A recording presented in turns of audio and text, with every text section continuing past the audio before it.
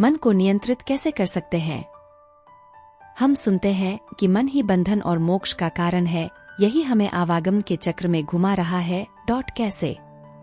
हमने अपने को शरीर मान लिया है, मैं और संसार को मेरा। इस कारण से मन हमें विषयों के पीछे भगाकर हम आत्मा शरीरी देही को, जिसे भगवान ने अकर्ता बनाया है, कर्ता बना दिया है। क्या है मन? एक दर्पण मान लो। दर्पण हिल रहा है तो प्रतिबिंब नहीं दिखलाई देगा, स्थिर में ही दिख पाएगा। ऐसे ही मन की स्थिरता में आत्मा का आनंद महसूस होगा। यही मन की महिमा है। आइए इस संबंध में वेदों से, पुराणों से और भगवत प्राप्त महापुरुषों से पूछे। महोपनिषद हमें बताता है कि जो विषयों का भान होना है वही मन कहलाता है। संकल्प करना ही मन का लक्षण है। मन संकल्प रूप में रहता है, इसलिए जो संकल्प है वही मन है। संसार में सारा इंद्रजाल मन के द्वारा ही फैलाया हुआ है। जब तक मन की कल्पना चलती रहती है तब तक मोक्ष नहीं हो सकता। यह सारा विश्व ही ब्रह्मा की मानसिक सृष्टि है। हमारा यह शरीर मूल प्रकृति 5 महाभूत मन, बुद्धि, अहंकार आदि 24 तत्वों से बना हुआ है। मन 5 महाभूतों से पैदा होता है और स्वयं किसी का कारण नहीं है, इसलिए यह विकृति कहलाता है। यह इंद्रियों पर राज करता है। इसके बिना इंद्रियां विषय भोग नहीं कर सकती, यही इंद्रियों से कर्म करवाता है। राजा परीक्षित को समझाते हुए परमहंस शुकदेव जी कहते हैं कि मन से कभी मित्रता नहीं करनी चाहिए, जैसे कि चालाक शिकारी पकड़े हुए पशु का विश्वास नहीं करते। इस प्रकार योगी को भी मन पर विश्वास नहीं करना चाहिए, अन्यथा मन काम क्रोध आदि शत्रुओं को आक्रमण करने का अवसर देकर योगी को नष्ट भ्रष्ट कर सकता है। भागवत में ही जड़ भरत जी राजा रहुगण को समझाते हैं कि मन देही, जो अपने आप को देह समझता है, से मिलकर दुख सुख की अनुभूति करवाता है। जब तक मन है तब तक जागृत और स्वप्न अवस्था का व्यवहार दृश्य रूप में जीव के सामने आता है। इसीलिए मन मोक्ष और बंधन का कारण बताया गया है। राजा को आगे समझाते हैं कि मन मिथ्या होते हुए भी आत्म स्वरूप को ढक लेता है। मन को भगवान की और गुरु की उपासना से ही मारा जा सकता है।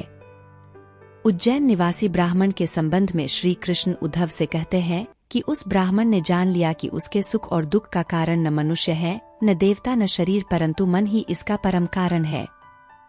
मन ही सारे संसार चक्र को चला रहा है। यही विषयों से संबंध जोड़ता है और वृत्तियों की रचना करता है। हालांकि आत्मा निष्क्रिय है, परंतु मन ही सारी चेष्टा करता है। जब जीव मन को स्वीकार करके उसके द्वारा विषयों का भोक्ता बन बैठता है, तब कर्मों के साथ आसक्ति होने के कारण वह उनसे बंध जाता है। इसलिए एक बार और समझ लीजिए कि सुख और दुख का कारण न मनुष्य है, न देवता, न शरीर, न ग्रह, केवल मन ही है। मन को ब्रह्म भी बताया गया है छांदोग्य उपनिषद द्वारा। मन को अन्नमय छांदोग्य उपनिषद ही आगे बताता है। बृहदारण्यक उपनिषद कहता है कि मन ही आनंद है और ब्रह्मा है। महोपनिषद के अनुसार बंधन और मोक्ष के 2 ही कारण बनते हैं, ममता और ममता शून्यता। मैं ब्रह्मा नहीं हूँ, इस संकल्प के सुदृढ़ हो जाने से मन बंधन में पड़ता है। सब कुछ ब्रह्मा ही है, इस संकल्प के दृढ़ होने पर मन को मुक्ति मिल जाती है। मन से शरीर की भावना करने पर आत्मा शरीर बनता है। मन कल्प को क्षण बना देता है और क्षण में कल्प जैसे बड़े समय का भान करवाता है। यह संसार केवल मन का विलास मात्र है। मन नेत्र, त्वक, शब्द आदि से ज्यादा शक्ति संपन्न है।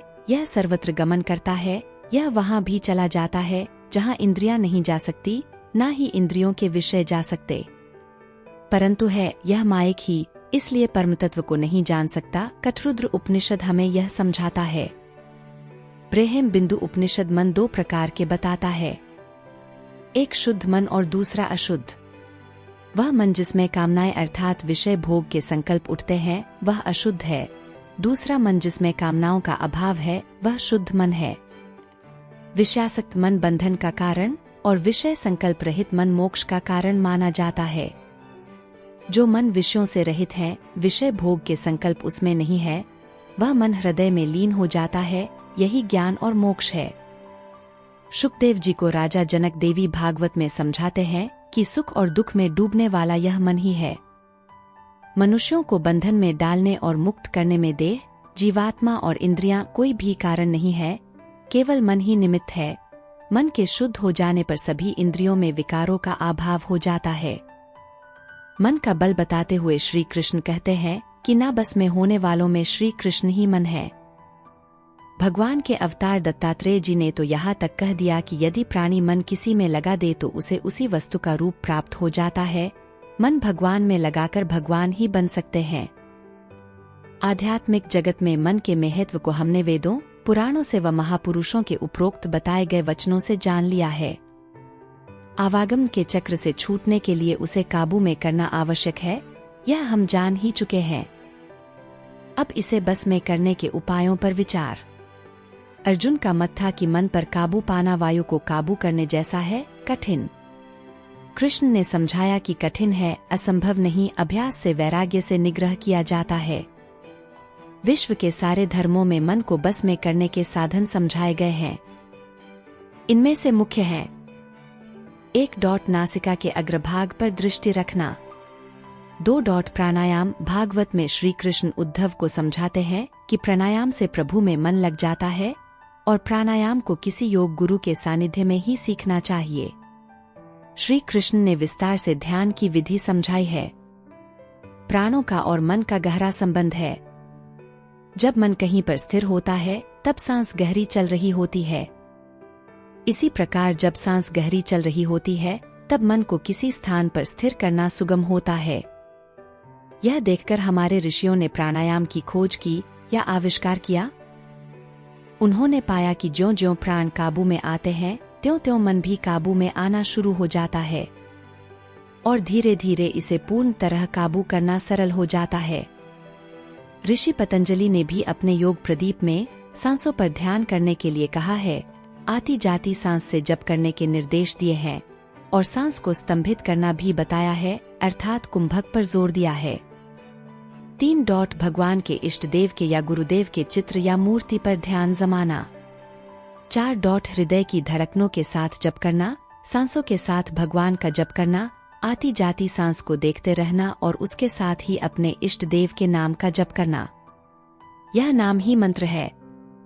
मंत्र का अर्थ है वह जो कि मन को वश में कर ले। इसलिए मंत्र जप करें। सबसे बढ़िया मंत्र भगवान का नाम है। 5. सामदाम दंड भेद नीति से मन को समझाना स्वामी राम सुखदास जी ने सिखाया है। बुद्धि मन से पर है, इसलिए बुद्धि मन को समझा सकती है। सबसे उत्तम यह है कि साधक अपने हृदय में अपनी मन बुद्धि और स्वयं में यह बात अच्छी तरह जमा ले कि यह संसार मेरे लिए नहीं है, इस संसार में मेरे लिए सुख नहीं है। ऐसा करके मन को संसार से विमुख करें। दूसरी ओर संकल्प करें कि मेरे केवल भगवान है, ऐसा सोचकर भगवान के सम्मुख हो जाए। अपने सर्वस्व को, अपने होनेपन को भी भगवान में लगा दे। ऐसा करने से मन भगवान की ओर आसानी से जाएगा और जब जब संसार की ओर जाएगा हमें तब तब आत्मग्लानि होगी और वापस हम स्वमेव मन को भगवान की ओर ले जाएंगे। 6. मुक्ति उपनिषद के अनुसार जैसे हाथी अंकुश के बिना वश में नहीं होता, ऐसे ही मन बिना आध्यात्मिक विद्या का ज्ञान, सत्संग, वासनाओं का त्याग और प्राणायाम द्वारा वश में नहीं किया जा सकता, अर्थात इन चारों के एक साथ प्रयोग द्वारा ही वश में किया जा सकता है। बलपूर्वक मन को वश में करने का प्रयत्न करना ऐसे है जैसे कि दीपक के प्रकाश को छोड़कर अंधकार में जान। 7. जगत गुरुत्तम कृपालु जी कहते हैं कि जब जब मन संसार में जाए तो जिस व्यक्ति, पदार्थ और परिस्थिति में जाए उसमें श्याम सुंदर को खड़ा कर दो। ऐसा करने से ध्यान भगवान का ही होगा, मन भगवान में ही रहेगा, अंतःकरण शुद्ध हो जाएगा। कितना ही चंचल हो मन एक समय में एक ही जगह रह सकता है। जगह दो ही है, या संसार या भगवान। संसार का काम इंद्रियों से करते रहें और मन भगवान में रखे। मन भगवान में रखने से भगवान की ही प्राप्ति होगी। इस हेतु भगवान, उनका नाम, रूप, कथा, लीला, धाम, परिकर और जन, बस इतनों का ही कीर्तन, श्रवण और सुमिरन करें। 8. दृष्टा की तरह विचारों को देखें। विचार कहाँ से आते हैं देखें। एल मुक्तानंद जी के अनुसार इससे दृष्टा भाव आता है, एल आत्मज्ञान हो जाता है। एल 9. चौथा प्राणायाम 51वां सूत्र साधन पाद पातंजल योग प्रदीप से मन स्थिर होता है। इसमें केवल रेचक और पूरक ही होता है, एल कुंभक नहीं होता है। एल 10 भागवत आदि पुराण व अन्य ग्रंथों में बहुत सी कथाएं आती हैं। यह कथाएं भी मन भगवान में लगाने के लिए ही बताई गई हैं। एल इन कथाओं के अंत में प्रायः ऐसा लिखा होता है, जो इन्हें पढ़ेगा, सुनेगा, सुनाएगा अथवा इनका प्रचार आदि करेगा उसे मनचाही वस्तु स्वर्गादि लोक व भगवान की प्राप्ति हो जाएगी अथवा भगवान की पराभक्ति मिल जाएगी। एल यह इसलिए है कि भगवान के संबंधित कथाएं सुनने और सुनाने से मन भगवान में लगता है, जिससे भगवान की प्राप्ति होती है। एल यही बातें भगवान ने गीता में समझाई हैं। अतु मेरा भक्त हो जा, मुझ में मन वाला हो जा, मेरा पूजन करने वाला हो जा और मुझे नमस्कार कर। एल ऐसा करने से तू मुझको ही प्राप्त हो जाएगा। यह मैं तेरे सामने सत्य प्रतिज्ञा करता हूँ, क्योंकि तू मेरा अत्यंत प्रिय है। एल मन को मित्र माने और भगवत प्राप्ति में एक साधन के रूप में इसका प्रयोग करें। इस पर लगाम बुद्धि की डालें। बुद्धि भगवत प्राप्ति की एक निश्चयात्मक बुद्धि रखें। यदि बुद्धि बहुशाखा वाली हुई तो मन जगह जगह भटकेगा, एक स्थान पर स्थिर नहीं रह सकता। इसलिए मन को भगवान में लगाने के लिए भगवत प्राप्ति की एक निश्चयात्मक बुद्धि आवश्यक है।